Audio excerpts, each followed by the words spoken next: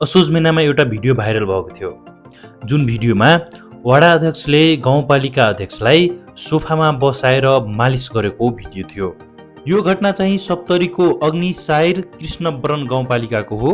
त्यो भिडियो असोज 5 गतेको थियो। त्यो भिडियोमा गाउँपालिका वाडा नम्बर 5 का वडा अध्यक्ष हरि खङले गाउँपालिका अध्यक्ष दीनानाथ चौधरीको खुट्टा मालिस गरेको भिडियो भाइरल भएको थियो।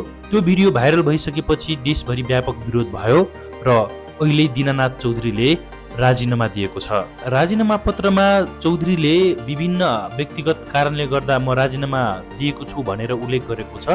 तर जनप्रतिनिधिहरूबाटै आचरण विपरीतको कार्य भएको भन्दै प्रश्न उठेपछि राजीनामा दिएको हो। गाउँपालिका अध्यक्ष दीनानाथ चौधरीले 5 गते नै उपाध्यक्ष कल्पना चौधरीलाई राजीनामा बुझाएको थियो। त्यो राजीनामा चाहिँ आज मंगलबार गाउँपालिकाको बैठकले राजीनामा स्वीकृत गरेको हो।